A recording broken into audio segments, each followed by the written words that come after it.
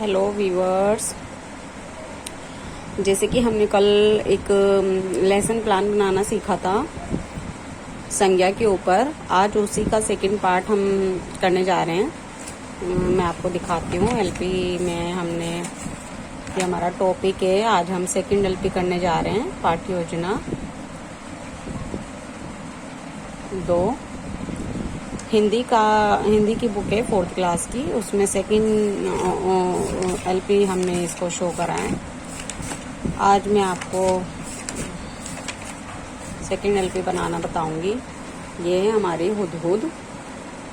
हुदहुद बहुत सुंदर चिड़िया होती है। इसके बारे में है ये एलपी। और इसमें देखिए, सबसे पहले हम बेसिक इन्फॉर्मेशन जो हमारी होती है एलपी की, मेन जो पॉइंट्स होते हैं वो हमारी छात्र अध्यापिका का नाम, विषय, उपविषय, शीर्षक, फिर दिनांक, कक्षा, अवधि और कालांश, ये लिखना बहुत कंपल्सरी है। फिर उसके बाद सेकंड हमारा व्यवहारगत उद्देश्य, सहायक सामग्री, पूर्व ज्ञान परीक्षण, छात्र अध्यापिका क्रियाएं, संभावित उत्तर। यहाँ हम छात्र क्रियाएं भी लिख सकते हैं। तो ये हमारी एनसीईआरटी की बेस्ड एलपी है, जिसमें कि हम बनाएंगे इसको। सबसे पहले हम देखिए पढ़ेंगे छात्र शुद्ध उच्चारण, हाव भाव, लय, अर्थ, ग्रहण, पूर्व और गति से कहानी का वाचन कर पाएंगे। कहानी के विषय वस्तु पर आधारित प्रश्नों के उत्तर दे पाएंगे। पाठ में आए कठिन शब्दों का अर्थ बता पाएंगे। कहानी का सार बता पाएंगे। कहानी के शब्द भंडार में, छात्रों के शब्द भंडार में वृद्धि हो पाएगी। वह पक्षी में रुचि लेना लगेंगे। गाइस, मुझे अभी आदत नहीं है वीडियो बनाने की, तो थोड़ा बीच बीच में मिस्टेक हो जाती है बोलने में। उसके लिए माफ़ी चाहती हूँ। आपको मेरी एलपी से रिगार्डिंग जो भी आपको अच्छा लगे कमेंट बॉक्स में लिखें। इस चैनल को सब्सक्राइब करें, लाइक करें, शेयर करें, ताकि आपको मेरी वीडियो टाइम पर जल्दी मिले। अगर आपके ऐसे व्यूज़ या फिर लाइक बढ़ेंगे तो मैं मोटिवेट हो जाऊंगी बनाने के लिए वीडियो। सहायक सामग्री में अब हम देखते हैं कि सहायक सामग्री में हम क्या करते हैं। ये अगर हुदहुद, ये जो चिड़िया है, इसका अगर हम चार्ट बना के बच्चों को दिखाएं, वैसे तो हमें रियल लाइफ में उन्हें दिखाना चाहिए, पर अभी क्या करते हैं कि हम लोग अगर चार्ट क्लास में पॉसिबल है तो ले जाएं, नहीं तो बच्चों को बोलें हुदहुद चिड़िया को देखने के लिए कि अपने आसपास देखने की कोशिश करें। हुदहुद को दर्शाता हुआ एक चार्ट बना दें। पूर्व ज्ञान, छात्र पहले से ही पक्षियों के बारे में जानते हैं, उन्हें पता है। तो हम पहला प्रश्न पूछेंगे बच्चों से पूर्व ज्ञान के लिए कि आप अपने आसपास कौन कौन से पक्षी देखते हैं। बच्चे बोल देंगे कौवा, मैना, चील, तोता आदि। फिर बच्चे बोलेंगे, हम दोबारा प्रश्न पूछेंगे क्लास में कि अब आपने कौन कौन से पक्षी के घर पर कलगी देखी है। सर पर, सॉरी, घर पर नहीं, सर पर कलगी देखी है। तो हम बच्चे बोलेंगे मोर, मुर्गा आदि। अब आपने अभी हुदहुद चिड़िया देखते हुए, जो कि हमने बनाया है, ये चार्ट हम जो दिखाएंगे बच्चों को, उसी के बेस पर हम क्वेश्चन पूछ रहे हैं कि हुदहुद चिड़िया दिखाते हुए से संबंधित कहानी सुनी है। बच्चे अभी नहीं सुन पा रहे हैं, क्योंकि अगर हुदहुद चिड़िया उनके 4th क्लास में है तो ये उनके लिए समस्यात्मक प्रश्न बन जाता है।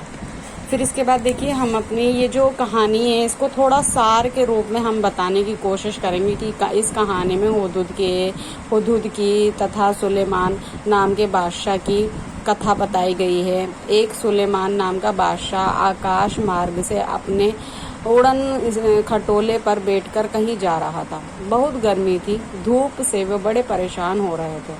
आकाश मोड़ने वाले गिद्धों से उन्होंने कहा कि अपने पंखों से उन पर छाया कर दो, परंतु गिद्धों ने मना कर दिया।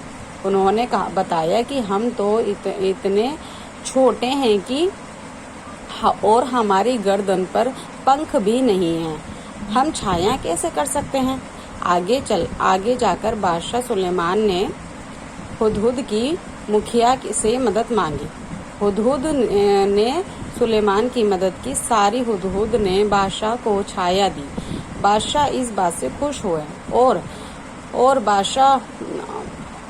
बादशाह ने हुदहुद की कोई इच्छा पूरी करेंगे ये पूछा। बताओ तुम्हारी क्या इच्छा है? मुखिया ने सभी साथियों से इच्छा जानकर कहा कि हमारे सिर पर आज से सोने की कलगी निकल आए। इस पर बादशाह हंसे और बोले, मुखिया इसका फल क्या होगा, कभी तुमने सोचा है? मुखिया बोला, हाँ महाराज, मैंने खूब परामर्श करके यह वर मांगा है। सुलेमान ने उनकी प्रार्थना स्वीकार की। सभी हुदहुदों के सिर पर सोने की कलगी निकल गई। अब हुदहुद की जाति खत्म होने को थी, क्योंकि लोग हुदहुद को मारकर सोने इकट्ठा करने लगे। राजा सुलेमान के पास पहुंचकर और बोले, इस सोने की कलगी के कारण तो हमारा वंश खत्म हो जाएगा। तो जैसे कि मैंने बताया कि कहानी बहुत बड़ी है 4th क्लास की बच्चों की बुक में, लेकिन आपको एक छोटा सार अपनी एलपी में दिखाना होगा, तो ये एक मैंने छोटा सा सार आपको अभी बताया। फिर देखिए हम अपना एलपी का ये उद्देश्य कथन, क्योंकि हमें बच्चों को बताना है कि अभी हम उद्देश्य कथन जो है हमारा पाठ जो है शुरू होगा, उसके बाद ही आप ये कहानी का सार जो है, पहले कहानी पूरी वाचन करवाएंगे क्लास में। जैसे कि अभी हम पाठ योजना में देखेंगे कि आओ बच्चों, हम अन्य वस्तुओं के मुकाबले दोस्त हुदहुद पर विचार करेंगे। आज इसी भाव से हुदहुद को कहानी पढ़ेंगे। इसमें हम कुछ विधियों का यूज करेंगे, जैसे कि हिंदी वाले एलपी में थोड़ा हम विधियों के बारे में भी लिखते हैं। विधि है, देखिए हमने संज्ञा चैप्टर में विधि नहीं लिखी थी, क्योंकि विधि हम ग्रामर में विधियां जो है उनके डेली लाइफ से ही एग्जाम्पल लेके सिखाते हैं, लेकिन हमें चैप्टर अगर पढ़ाना है तो उसमें हमें विधियां लिखनी ही पड़ेंगी। आगमन विधि का हम यूज करेंगे, प्रदर्शन विधि, व्याख्यान विधि, प्रश्न उत्तर विधि का प्रयोग करेंगे। फिर इसके बाद हम प्रस्तुति का, ये जो मेरे एरोज होते हैं ये हमारे पॉइंट्स मेन होते हैं, यही हमारे एलपी के मेन पॉइंट्स होते हैं। प्रस्तुतिकरण, इसमें हम 3 कॉलम 4 कॉलम बनाएंगे। विषय वस्तु, छात्र अध्यापिका क्रियाएं, छात्र क्रियाएं और श्यामपट्ट कार्य। हम पहले क्या करेंगे, टीचर को ही वाचन करना होता है सबसे पहले, क्योंकि बच्चों को अगर हमें वाचन स्टार्टिंग में दे दिया, वो गलत बोलेंगे तो बच्चे बाकी सब भी गलत बोलेंगे। एक बार ही टीचर अच्छे से वाचन कर दे, फिर उसके बाद स्टूडेंट से वो दोबारा से पढ़वा सकती हैं। तो पहले आदर्श वाचन, छात्र अध्यापिका संपूर्ण कहानी का वाचन उचित लय भाव के साथ आदर्श वाचन तथा शुद्ध उच्चारण और स्पष्ट करेंगे। छात्र क्या करेंगे इसमें टाइम, छात्र ध्यानपूर्वक शिक्षक के आदर्श वाचन को सुनेंगे तथा अपनी पुस्तक में उस स्थान पर अगली उंगली रखेंगे जहां शिक्षक पढ़ रही है। छात्र अध्यापिका के निर्देशानुसार वाचन करेंगे। अनुकरण, हम दूसरी विधि यूज करें, अनुकरण। छात्र अध्यापिका छात्रों के अनुकरण वाचन करने को कहेंगी। छात्र अध्यापिका छात्रों के अनुकरण वाचन की अशुद्धियों का निराकरण या शुद्ध करेंगे। जो बच्चे गलत पढ़ देते हैं अगर हिंदी, उनको मैम जो है शुद्ध बताएंगी वर्ड। छात्र अध्यापिका के निर्देश अनुसार जो अशुद्ध पढ़े हैं उनका अनुकरण करेंगी और छात्र उच्चारण के संबंधित अशुद्धियों को दूर करेंगे। इसके बाद हम अशुद्धियों का संशोधन करेंगे कि अध्यापिका उच्चारण की दृष्टि से शुद्ध शब्दों को श्यामपट्ट पर लिखेंगी तथा छात्रों से जो है उन शब्दों का उच्चारण उचित प्रकार से कराएंगी। यहाँ पर हम श्यामपट्ट में जब काम होगा तभी हम करेंगे, अदरवाइज हम इस कॉलम को खाली छोड़ेंगे। ठीक है, और आपको बताइए ये वीडियो कैसी लग रही है। मेरे चैनल को आपको अगर ये कंटेंट अच्छा लग रहा है मुझे मोटिवेट करने के लिए, आप मेरे चैनल को सब्सक्राइब करें, लाइक करें, शेयर करें। और शेयर इसलिए, लाइक इसलिए कि आपको वीडियो जो सब्सक्राइब इसलिए होता है कि आपको मेरी वीडियो जैसे मैं डालूंगी आपको मिल जाएगी, तुरंत आपको नोटिफिकेशन में शो हो जाएगी, इसलिए बोल रही हूँ। तो गाइज देखिए छात्र जो क्रियाएं हैं वो छात्र क्या करेंगे, इस छात्र उच्चारण से संबंधित अशुद्धियों को दूर करेंगे।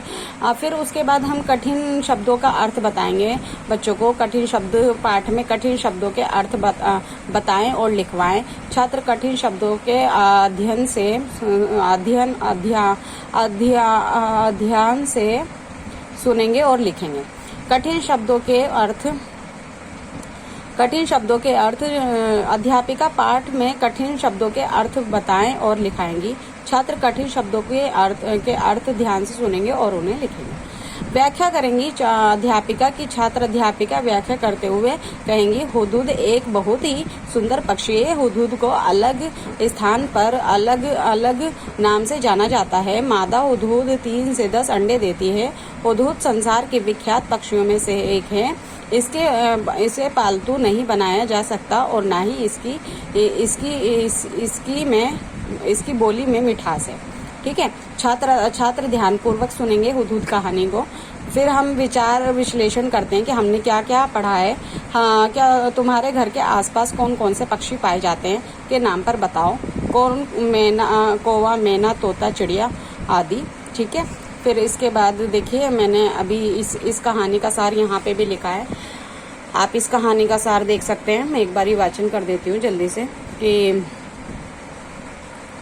राजा सुलेमान के पास पहुंचा। जैसे कि हमने यहाँ पर कहानी छोड़ी थी कि उसका वंश खत्म हो जाएगा। ठीक है, तो राजा सुलेमान के पास पहुंचा और बोला, इस सोने की कलगी का कारण तो हमारा वंश ही खत्म हो जाएगा। बादशाह के कहा कि मैंने तो पहले ही तुम्हें चेतावनी दी थी। खैर जाओ, आज से तुम्हारे सरों का ताज सोने का नहीं सुंदर परों का होगा। तभी से हुदहुद के सिर पर परों की ताजा कलगी शोभा कर रही है। हुदहुद बहुत ही सुंदर पक्षी है। इसके शरीर का सबसे सुंदर भाग इसके सिर की कलगी होती है। ये बहुत ही सुंदर होती है। आवाज से चौकन्ना होकर कलगी खोलता है। पंख पर धारियां होती हैं। इसका सिर काले सफेद रंग का होता है। ये जमीन के भीतर हिस्से से कीड़े मकोड़ों को आसानी से ढूंढ निकालता है। इसे कई नामों से पुकारते हैं। हाजिम चिड़िया भी इसे कहा जाता है। हुदहुद हमारे देश के सभी भागों में पाई जाती है। मादा हुदहुद 3 से 10 अंडे देती है। जब तक बच्चे अंडे से बाहर नहीं निकल आते तब तक अंडों पर बैठी रहती है। नर वहीं भोजन लाकर उसे खिला जाता है, पर घोंसले की सफाई नहीं करते ये लोग। हुदहुद संसार की विख्यात चिड़िया है। इसे पालतू भी नहीं बनाया जा सकता, ना ही इसमें मिठास होती है। देखिए हमें 5th क्लास के बच्चों को बहुत सारी पक्षियों के बारे में बताना होता है, तो इसी के ऊपर ये चैप्टर बेस्ट है। हमारी जो 6 थीम होती हैं उन्हीं के ऊपर हमारे चैप्टर हैं सारे। अब इसके बाद देखिए हमारा लेसन प्लान ये खत्म ही होने वाला है बस। अब विषय वस्तु बताते हैं, फिर छात्र अध्यापिका कुछ क्रियाएं करवाएंगी, छात्र क्रिया करेंगे और शाम पर। हाँ गाइज, मैं हाथ में पकड़ के जो है फोन में वीडियो बना रही हूँ। अभी मेरे पास स्टैंड नहीं है, तो आपको कोई दिक्कत हो तो प्लीज मुझे माफ करना। हुदहुद की कहानी हाजिम चिड़िया और पद्योशा के नाम से पुकारते हैं। क्यों? तो क्योंकि इसकी चोंच नाखून काटने वाले